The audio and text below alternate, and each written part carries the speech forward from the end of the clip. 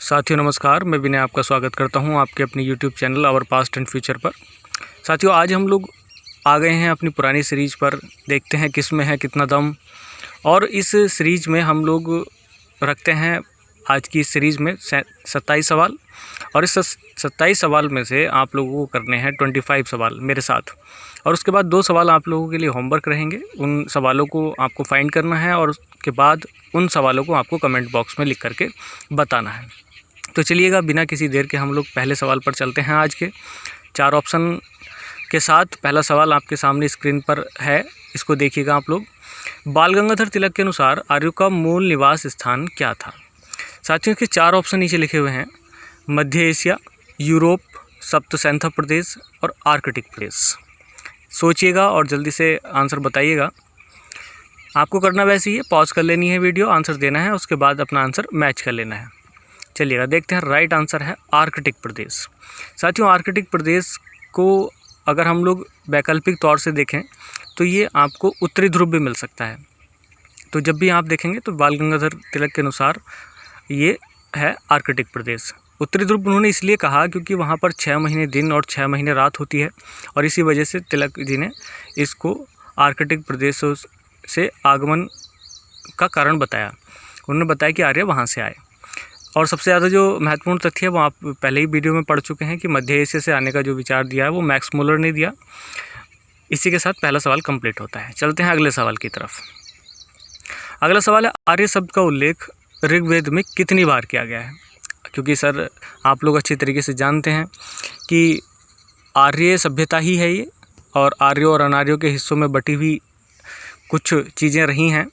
तो आपको बताना है कि कितने शब्दों में कितनी बार इस शब्द का उल्लेख किया गया है। पहला है 250, दूसरा है ऑप्शन 3, उसके बाद है 1 और उसके बाद है 36। तो राइट आंसर जल्दी से फटाफट बताइएगा। तो साथियों राइट आंसर है 36। आपको पता है कि 250 बार इंद्र का उल्लेख किया गया है, 3 बार यमुना का उल्लेख मिला हुआ है और गंगा का मिला हुआ है 1 बार। और इस तरीके से आप चारों शब्दों को यहीं पर याद कर सकते हैं। साथियों हम चलते हैं अगले सवाल की तरफ। अगला सवाल है भारतीय संगीत का जनक किस वेद को कहा गया है? बड़ा सामान्य सा सवाल है साथियों, एग्जाम में बार बार पूछा जाता है। तो 4 ऑप्शन वही वेद हैं: ऋग्वेद, सामवेद, यजुर्वेद और अथर्ववेद। तो उम्मीद करता हूँ आंसर आप लोगों को पता ही होगा और सभी लोगों ने कर भी दिया होगा। तो राइट आंसर है सामवेद। चलिएगा बहुत अच्छी बात है, आगे की तरफ चलते हैं। अगला जो सवाल है अस्तो मां सद्गमय वाक्य कहाँ से लिया गया है? असत्य से मुझे सत्य की ओर ले चलें, ये इसका हिंदी अनुवाद है। ये कहाँ से लिया गया है? इसमें 4 ऑप्शन है: ऋग्वेद, अथर्ववेद, सामवेद, यजुर्वेद। तो चारों ऑप्शन में से ही आपको आंसर करना है। जल्दी से बता दीजिएगा फटाफट राइट आंसर क्या है। तो राइट आंसर है साथियों ऋग्वेद, क्योंकि हम लोग अभी ऋग्वेद कालीन सभ्यता ही पढ़ रहे हैं। ऋग्वेद वैदिक काल को पूरा करने के बाद ये क्विज हम लोगों ने आपके सामने रखा है, इसलिए ज़्यादातर आप लोगों ने इसको समझ ही लिया होगा। चलिए नेक्स्ट सवाल थोड़ा हैवी हो सकता है, लेकिन कोई बात नहीं, आपको करना है।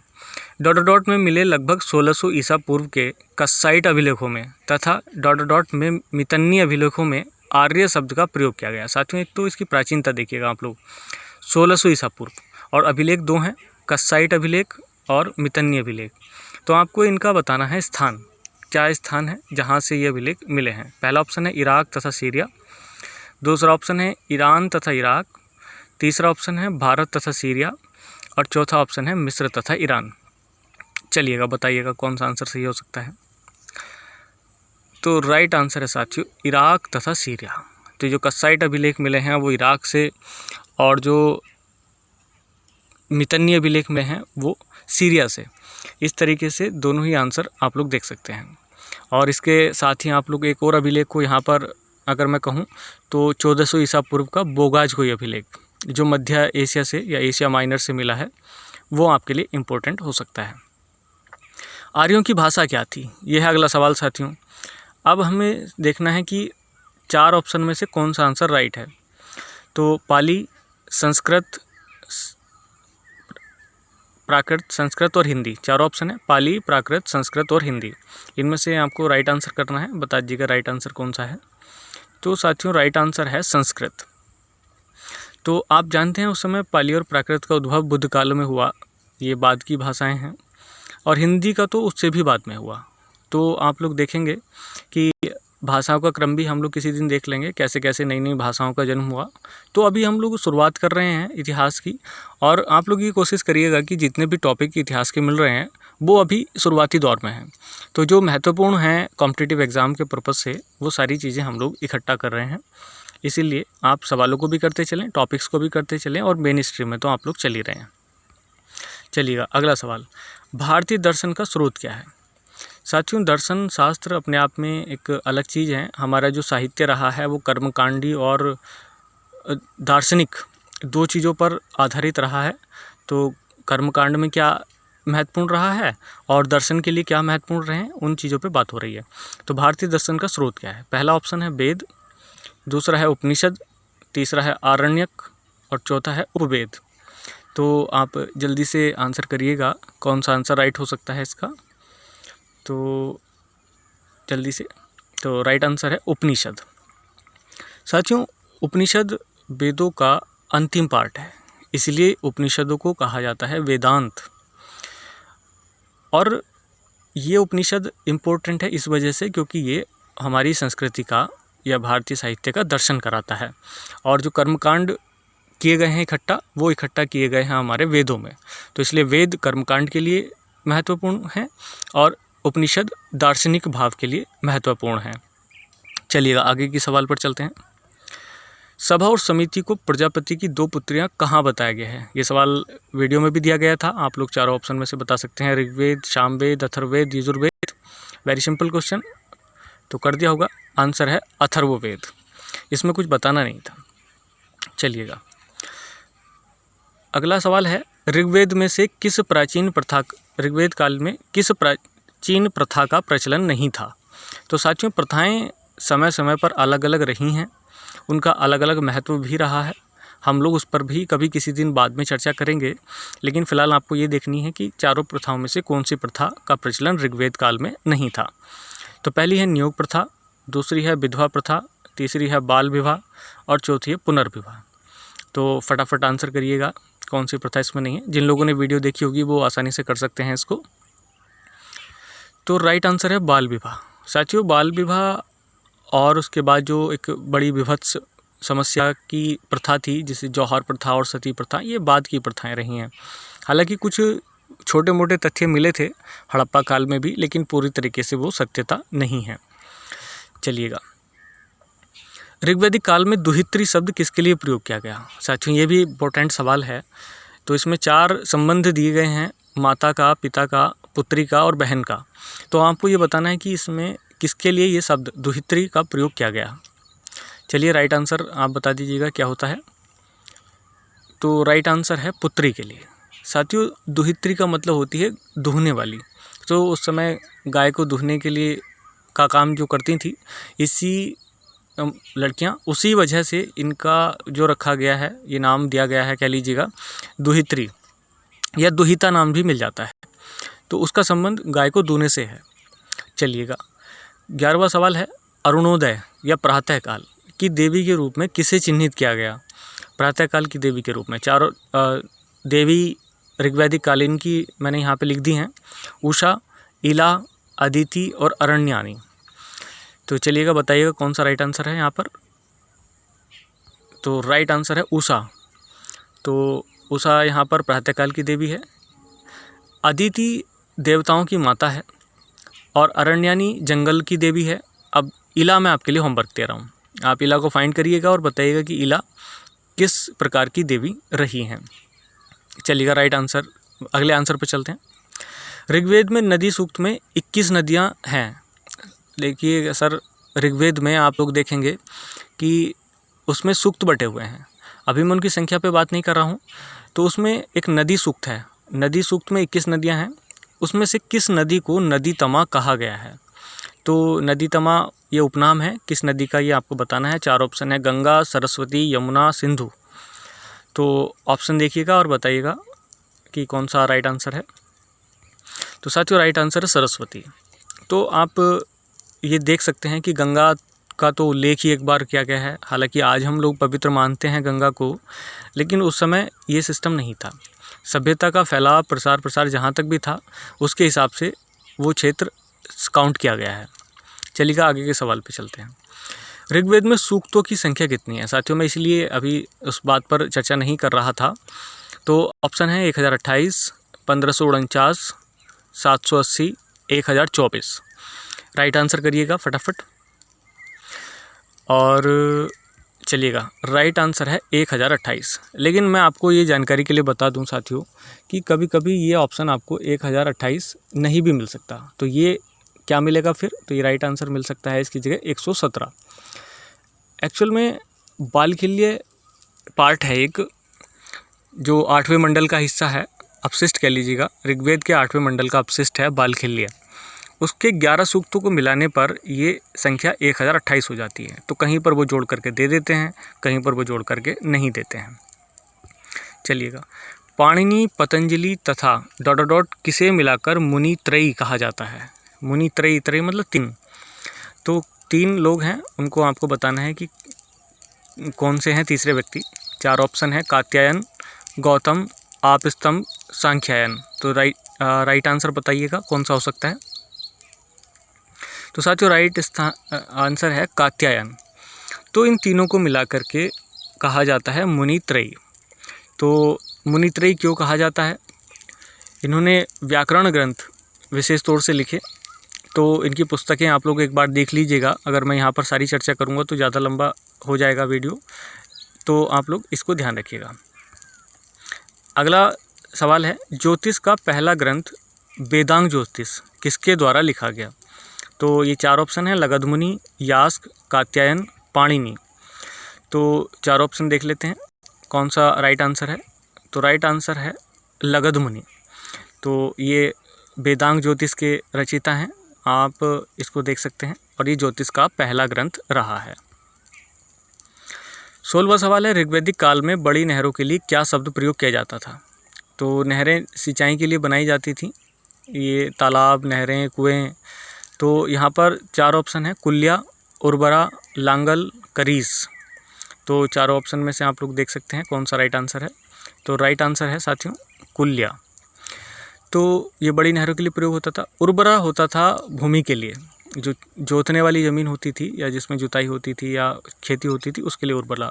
लांगल आप जानती हैं, कल चर्चा में आया था, हल के लिए। और करीस होता था गोबर वाली खाद के लिए। चलिएगा, राइट अगला आंसर, ऋग्वैदिक समाज कैसा था? तो 4 ऑप्शन है, मातृसत्तात्मक, पितृसत्तात्मक, दोनों, या कोई भी पद प्रधान नहीं था। तो ऐसा तो होता नहीं है साथियों। तो आपको ये देख लेना है कि कौन सा पद प्रधान था। तो ऋग्वैदिक समाज कैसा था, ये आप समझ गए होंगे, पितृसत्तात्मक। क्योंकि उस समय आप जानते थे कि जितने भी यज्ञ किए जाते थे वो सारे संतान प्राप्ति के लिए तो किए ही जाते थे, लेकिन उसमें कहीं भी बेटी के लिए कामना नहीं की गई। हमेशा पुत्र प्राप्ति के लिए यज्ञ और अन्य प्रकार के आडंबरों को किया जाता था। हालांकि मातृसत्तात्मक समाज इससे पहली सभ्यता का रहा है, जिसे हम लोग सिंधु सभ्यता के नाम से जानते हैं।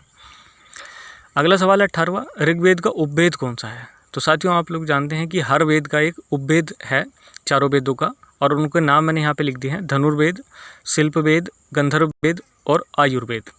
तो यहाँ पर बताना है आपको ऋग्वेद का उपवेद कौन सा है। तो ऋग्वेद का उपवेद है आयुर्वेद। आयुर्वेद में अलग अलग प्रकार की दवाओं का वर्णन मिला हुआ है, वो बहुत चर्चा में रहने वाला उपवेद है। इसके अलावा आप देखेंगे शिल्पवेद, ये अथर्ववेद का उपवेद है। फिर है गंधर्ववेद, ये सामवेद का है। और धनुर्वेद, ये यजुर्वेद का उपवेद है। तो इन तीनों को भी आप लोग यहाँ याद कर सकते हैं। अगला आंसर है, यम और नचिकेता संवाद किस उपनिषद में मिलता है? तो यम और नचिकेता का संवाद उपनिषद आपके सामने 4 लिखे हुए हैं, कठोपनिषद, बृहदारण्यकोपनिषद, ऐत्रेय और मुंडकोपनिषद। तो राइट आंसर है कठोपनिषद। तो कठोपनिषद में उनकी वार्तालाप दी गई है, संवाद दिया गया है यम का और नचिकेता का।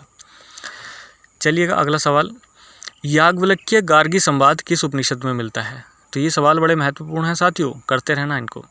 तो 4 ऑप्शन है, मांडुक्योपनिषद, कठोपनिषद, बृहदारण्यकोपनिषद, केनोपनिषद। तो राइट आंसर है बृहदारण्यक। उपनिषद इसमें लग जाता है तो ये थोड़ा लंबा नाम हो जाता है। तो आप लोग चाहे तो इसको बृहदारण्यक उपनिषद ऐसे कह सकते हैं या बृहदारण्यकोपनिषद कह सकते हैं।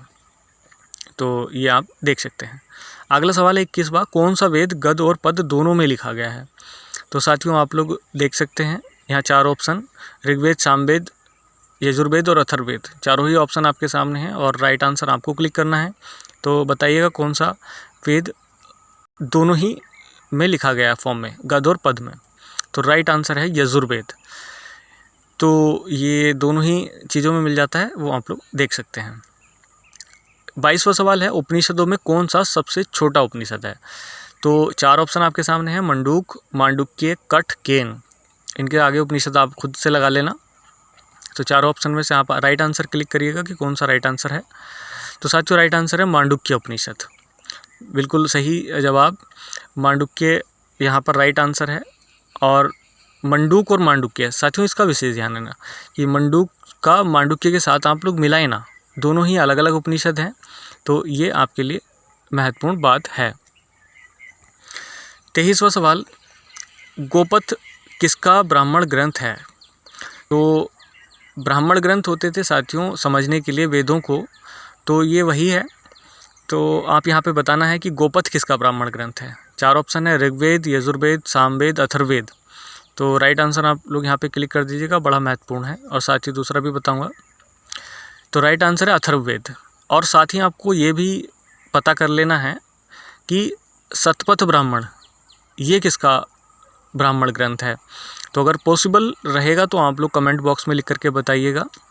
अभी 2 सवाल आ चुके हैं आपके सामने, इला किस प्रकार की देवी रही हैं और शतपथ ब्राह्मण किस वेद का ब्राह्मण ग्रंथ है। चलते हैं अगले सवाल की तरफ। 24, मिताक्षरा किसकी पुस्तक है? साथियों 4 ऑप्शन है, विज्ञानेश्वर, जीमूतवाहन, याज्ञवल्क्य और नारद। 4 ऑप्शन में से आपको बताना है कि मिताक्षरा के लेखक कौन है। तो मिताक्षरा के लेखक हैं विज्ञानेश्वर। ये आप याद कर सकते हैं, सीधा सीधा सवाल है। अब चलते हैं अगले सवाल की तरफ। 25वां सवाल है साथियों और आपका आज का आखिरी सवाल है, जिसको आप मेरे साथ स्टडी कर रहे हैं। उसके बाद 2 सवाल होमवर्क रहेंगे। स्वेच्छा से राजा को दिया जाने वाला दान क्या कहलाता था? ये भी ऋग्वेद काल का ही सवाल है।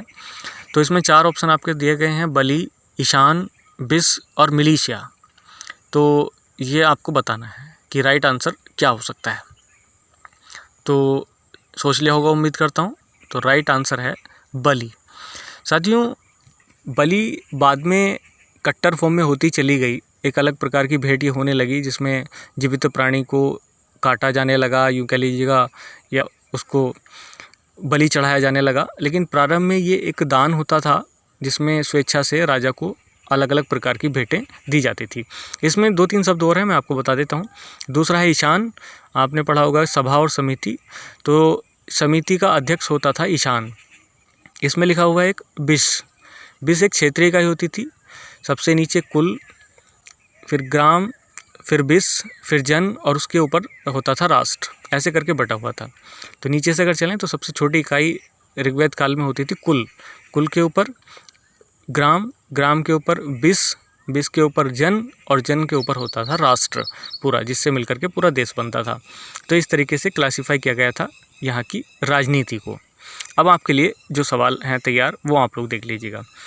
इंद्र का वर्णन किस कोटि के देवता के रूप में किया गया है? ये बात हम पहले ही देख चुके हैं, आपको बस कमेंट करके बताना है कि ये किस कोटि के देवता रहे हैं। 3 कोटि बताई गई थी, आकाश के देवता, अंतरिक्ष के देवता और पृथ्वी के देवता। तो आपको राइट आंसर करके देना है। तो आप नीचे कमेंट बॉक्स में लिख करके बता दीजिएगा। और 27वां सवाल है, किस देवता के रथ को बकरे द्वारा खींचता हुआ दर्शाया गया है? ये साथियों ये सवाल भी बड़ा महत्वपूर्ण है। तो 4 ऑप्शन यहाँ पर हैं, आप, पर्जन्य, पूषण, ध्युव। तो अगर आप थोड़ा सा अंदाज़ा लगाएं तो शायद कर लें, और नहीं कर पाएँ तो कोई बात नहीं है, साथ साथ देखिएगा और राइट आंसर क्लिक करने की कोशिश करिएगा। तो राइट आंसर है साथियों ये, सॉरी मैं यहाँ पे गलत बोल गया, ये राइट आंसर आपको ही बताना है। तो कौन सा ऐसा देवता है ऋग्वैदिक कालीन जिसके रथ को बकरे द्वारा खींचता हुआ दर्शाया गया है? साथियों मैं आपसे ये थोड़ा सा कहना चाहूँगा कि आप लोग एक बार को ये कोशिश करिएगा कि आप कमेंट बॉक्स में चारों सवालों के आंसर लिख करके दें। लेकिन किसी वजह से अगर आपके पास समय नहीं बचता है या कोई अन्य प्रॉब्लम आती है तो इन सवालों को आप बाद में ज़रूर ढूंढ लीजिएगा। सवाल को करना का मतलब ये है कि हम लोग पूरे टॉपिक को, पूरे चैप्टर को एक साथ कर रहे हैं। बस इससे ज़्यादा मैं आज के इस वीडियो में कुछ नहीं कह रहा हूँ। आप लोग अपना ध्यान रखिएगा और इस वीडियो को देख करके जो आप कर सकते हैं वो करिएगा। और जय हिंद, जय भारत।